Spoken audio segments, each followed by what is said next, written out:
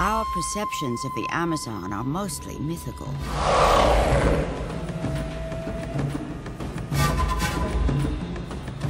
But in Amazonia, reality is more amazing than mythology.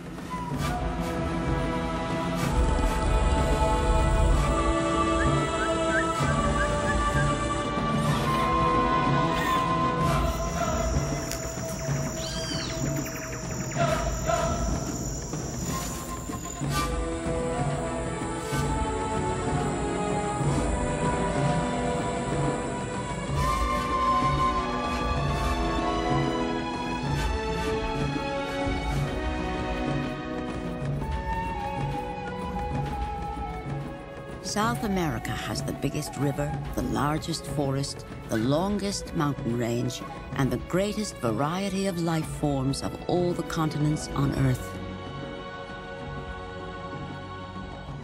Rivers from 5 nations pour into the vast flatland of equatorial Brazil to form the greatest moving mass of fresh water in the world. The Amazon River flows toward the rising sun, and with it, 1/5 of the continental runoff water of the planet.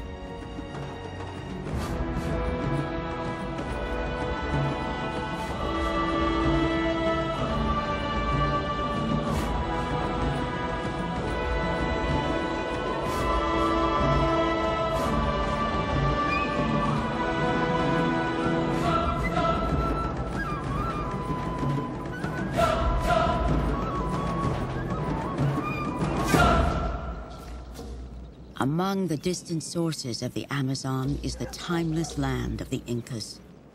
Men of the Calhuaya tribe were medicine men to the royal family in bygone days of an empire larger than that of Rome. Even now, Calhuaya menfolk journey throughout the Andes, healing people with magic and medicinal plants.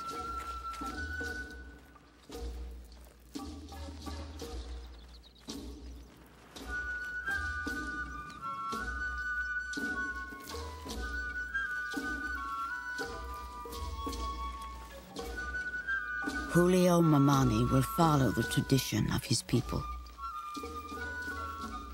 It saddens me there was no plant nor magic that could save my mother when she got sick. Whispered in Pukina, the secret language of the Incas, mysteries of the healing arts are passed generation to generation.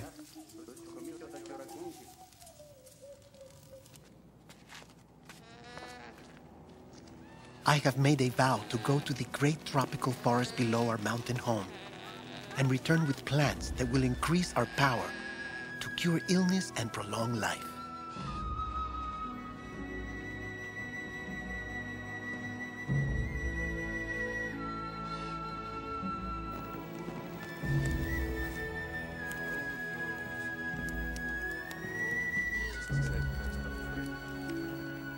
Acomani, the god mountain of our people, watches over the Calhuaya and has done so since our earliest beginnings.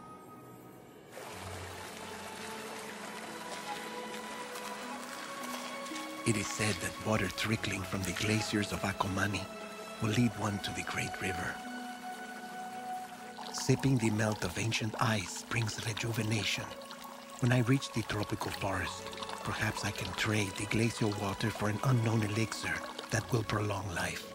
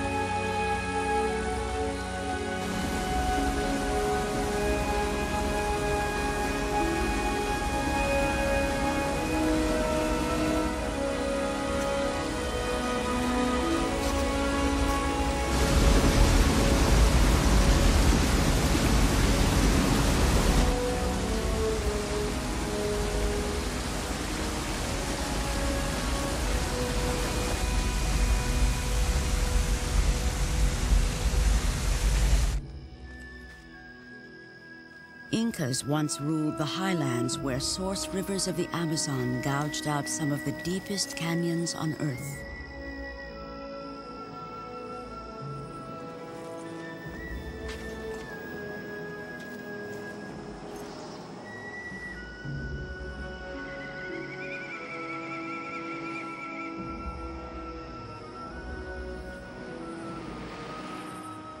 Machu Picchu, the lost city of the Incas, lies only 200 miles as the condor flies from Mamani's homeland.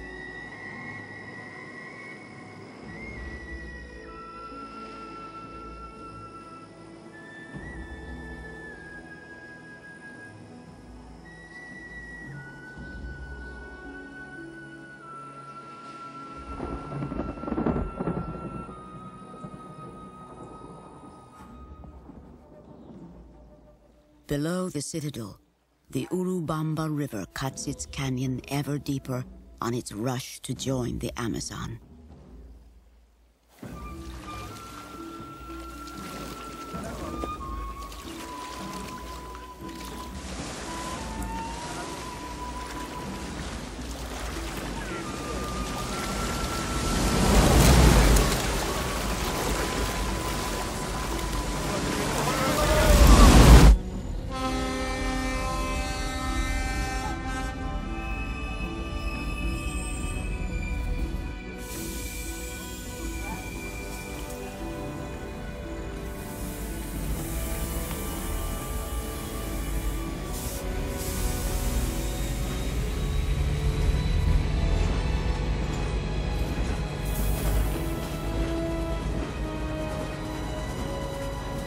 In the few short miles from mountain peaks to tropical forests, the traveler passes through as many ecological zones as on a trip from the North Pole to the equator.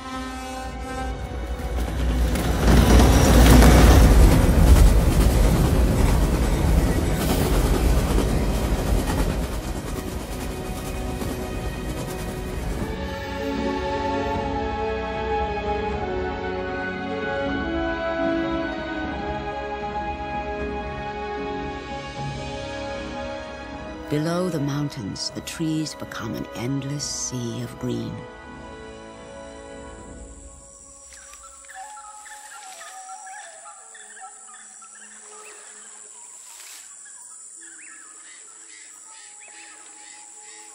Dr. Mark Plotkin is also a medicine man. Like Mamani, he is in search of plants that will heal humanity's ills. He is an ethnobotanist. His hope? To find cures to diseases which Western medicine has not conquered.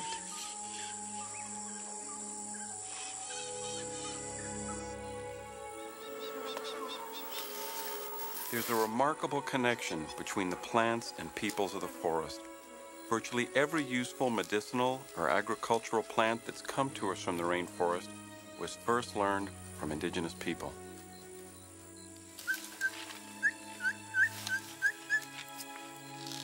Dr. Plotkin is driven by a dread that some species may disappear before their life-saving attributes are discovered.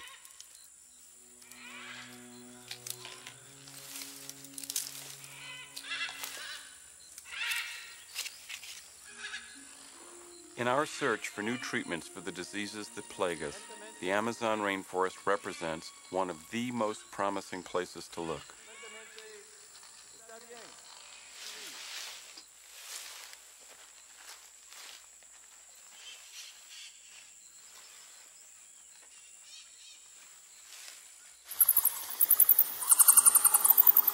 At La Cueva de las Lechuzas, I have reached the edge of the legendary forest.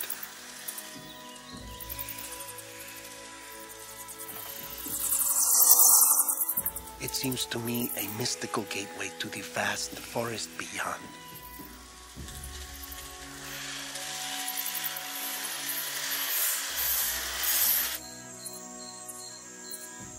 Mamani has reached the flatlands of Amazonia, a region almost large enough to cover the face of the moon.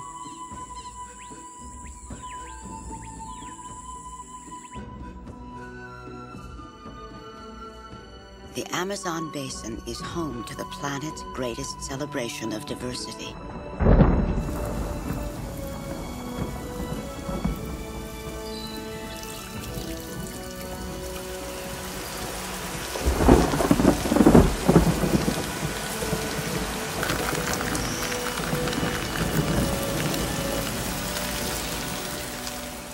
For millions of years, environmental conditions have been favorable to a profusion of life.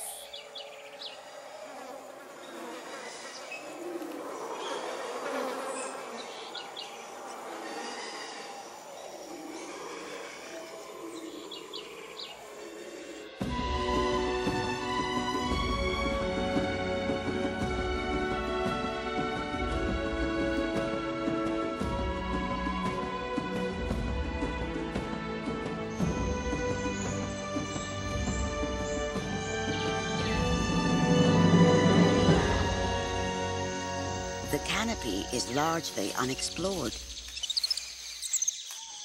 Its upper tier, where most of its life goes on, has barely been visited.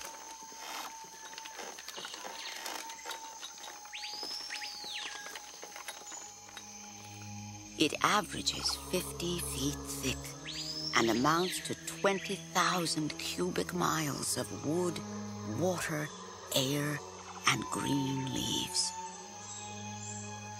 Don Antonio is the shaman of the Kokama people. He's my friend and my teacher. His knowledge of the healing properties of the Amazon flora is extraordinary. No one knows how many species of living things exist in 2 million square miles of forest canopy.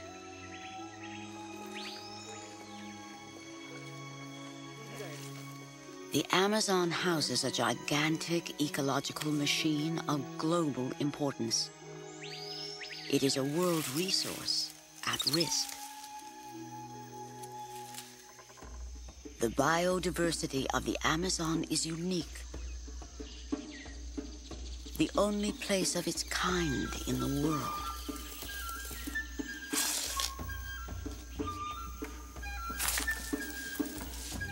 In the light and warmth and water are millions of different species, and many more, perhaps, unknown.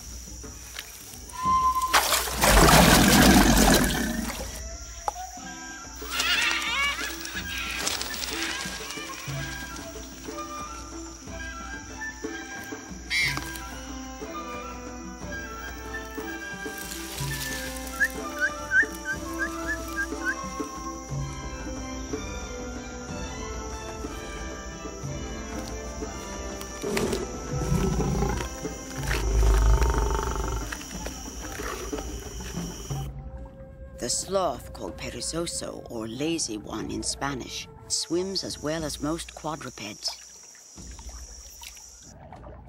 A jaguar often jumps in to cross a waterway. At 500 pounds, the tapir is the largest land animal native to South America.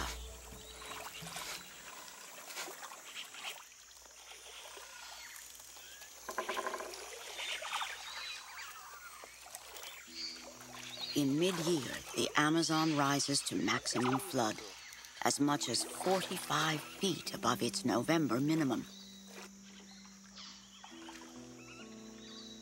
With the deluge, aquatic life invades the once dry forest floor. The pirarucu is one of the main food fish of the Amazon. It can exceed 6 feet in length and 200 pounds in weight.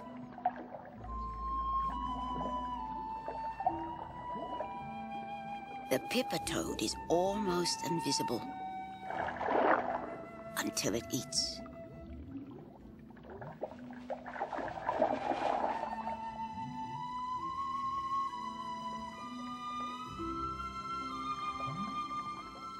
Electric eels deal death with 500-volt shocks.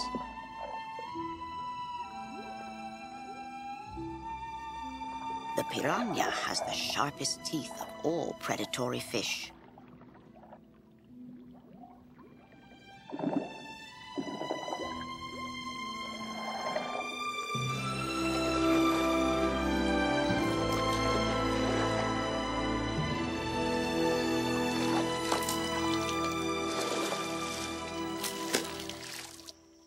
Of all the creatures of the Amazon, the pink dolphin is the most celebrated.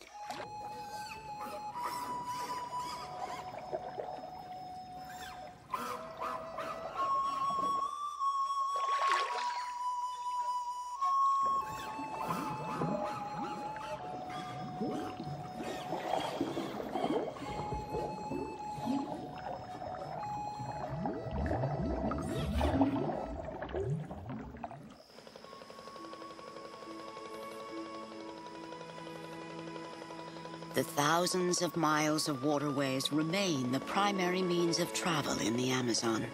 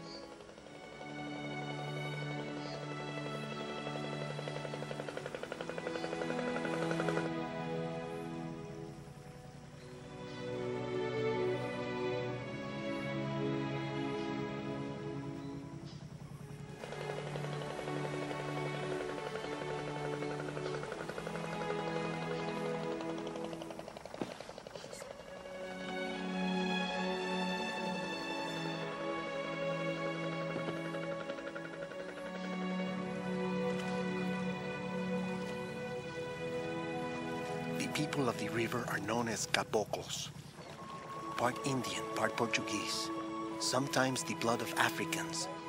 Many are almost as skillful as the Kayawayas with herbal remedies. We have much to learn from one another.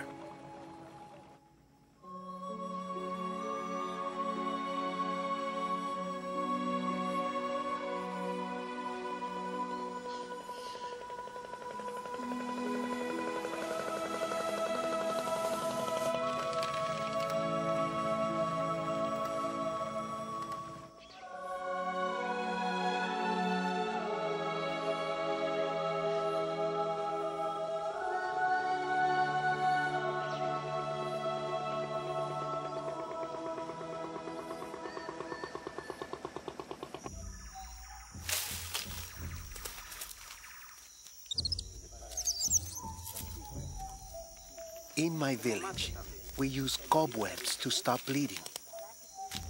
Here I have been shown how to dress a wound with leaves that would coagulate blood. Most folk remedies and medicinal cures used by the caboclos come from the Indians.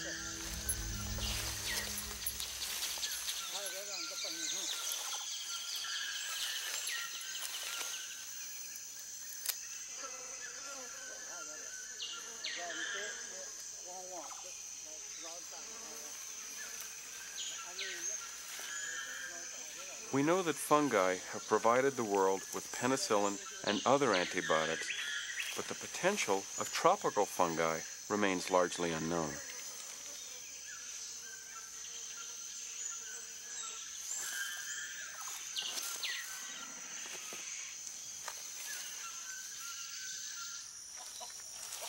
For millions of years, the Amazon was uninhabited by humans. The Indians arrived during the last ice age, which ended a few thousand years ago. After the Europeans arrived 500 years ago, In quest of land, slaves, and gold, indigenous people fled deeper into the wilderness.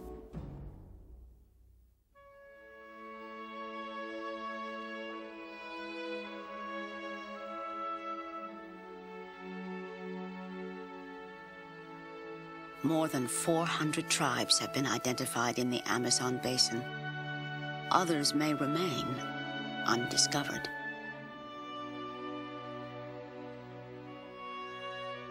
With no sense of time beyond tomorrow, they live in hiding, cradled in an everlasting present.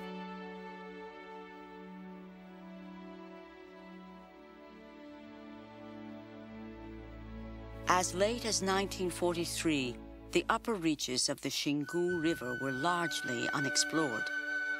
Orlando Villas-Boas and his brothers left São Paulo with an expedition called Roncador Xingu. Some things only happen once in the history of the world. It was a moment in time that can never be repeated. After 3 years and 3,000 kilometers of a path cut with machete, we encountered for the first time the Indian populations of the Alto Xingu. Very little was known about them, and they knew only enough of the outside world to stay hidden as in centuries passed.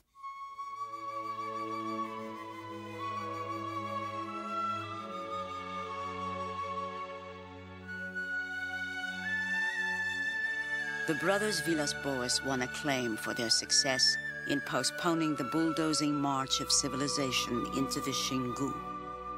In time, the Villas-Boas were overcome by road builders, malaria, and old age. But their dream for survival of the Indians lives on.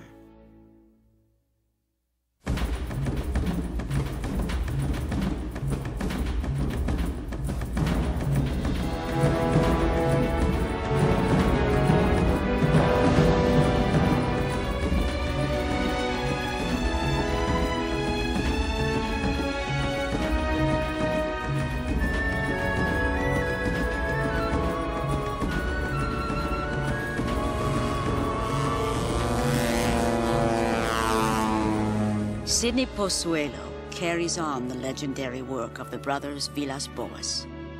Sidney's task is to seek out isolated tribes and promote legislation to keep Indian lands off limits to all outsiders.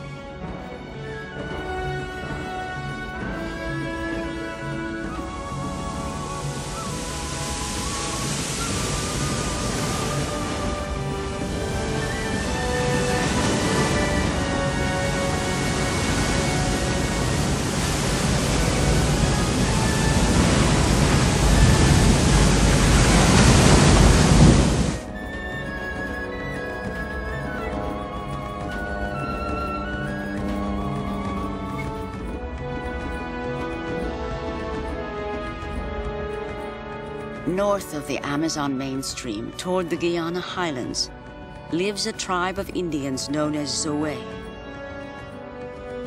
I believe the Indians should only be contacted when necessary to protect them. It's a dilemma. Do we artificially isolate them, or share the technology of our modern world? Sidney was among the first to make contact with the Zoe. Only recently has their presence become known.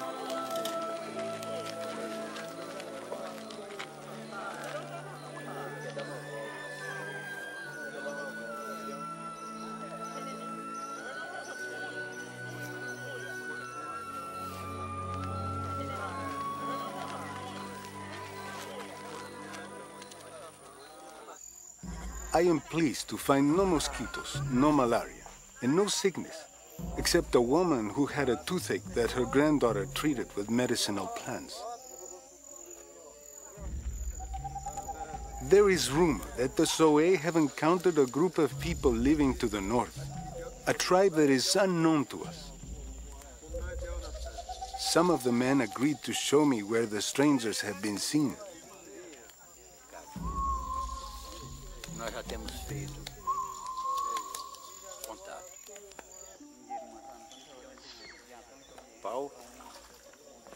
When first encountered by jaguar hunters, the Zoe were called puturu, for the ornament of white puturu wood adults wear day and night. We don't know who the others might be, or if they really exist. But if they are there, the gold seekers, making their way up the Cumina-Panema River, are on a collision course.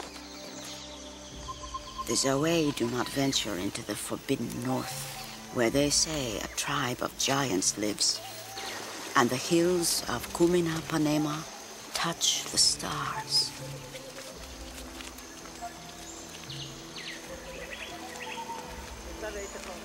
If there are uncontacted people in the Northern Highlands, I would prefer to leave them alone.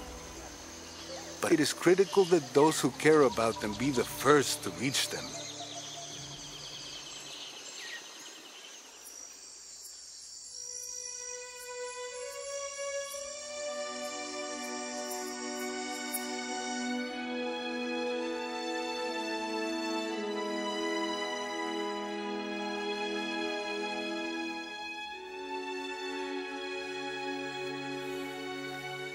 Mamani's search has brought him to the territory of the Yagua Indians.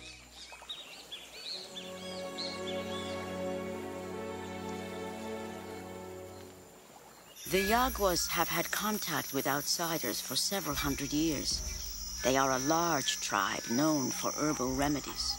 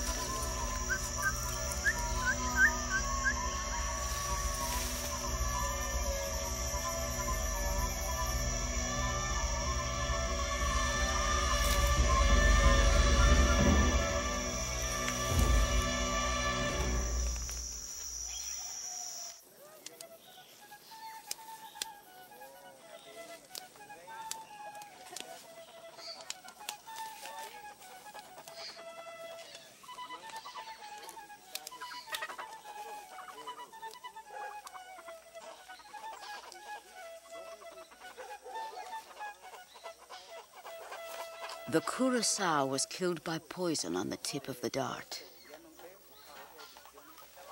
It is an exotic potion made from plants and called curare.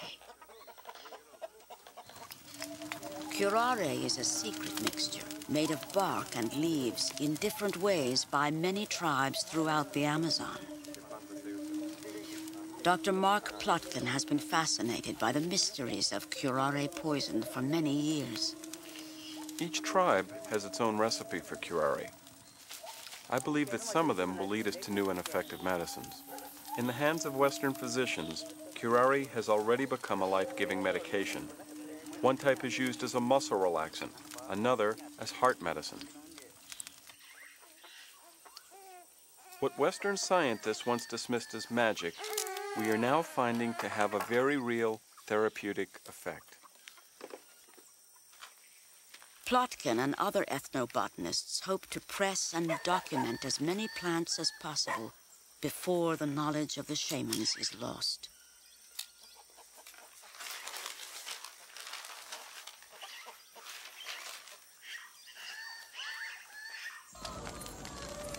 Learning the jealously guarded secrets of indigenous shamans requires genuine friendship and mutual trust.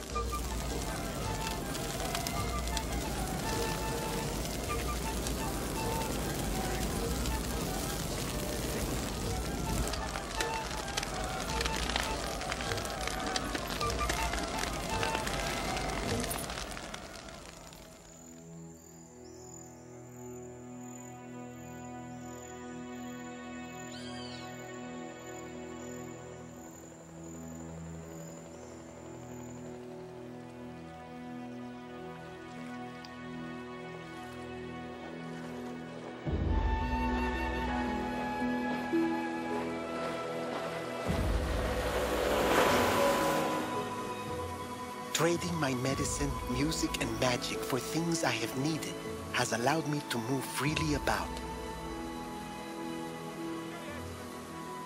With distances so great, exchange of a cure for a very fast ride is a very good trade indeed.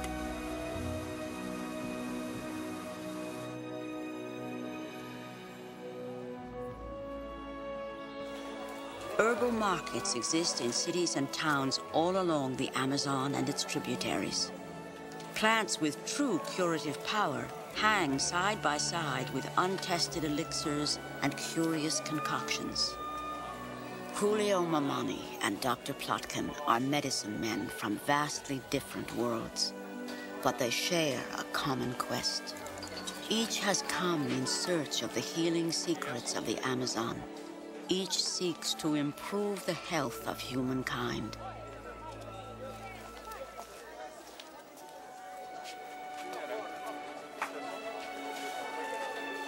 And for a fleeting instant, time stands still. And two distant worlds are one.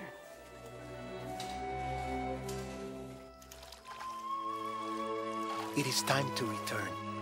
I have traded the melted ice of the God Mountain for the medicine of the Great Forest. I have traded my flute for the long ride home.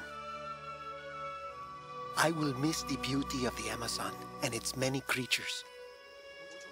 What wonderful things I have seen to tell my people.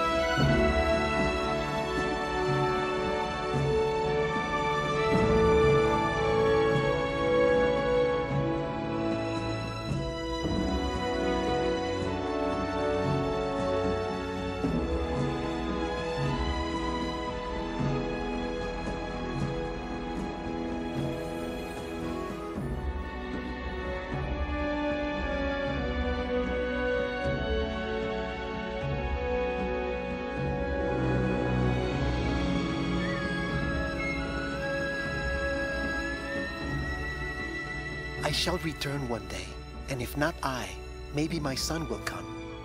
There is so much to learn, and yet So little time. Neither the shaman nor the scientist discovered a magic elixir to end all suffering, but each has gained new knowledge and discovered cures that will improve the health of humankind. The Amazon quest has only begun.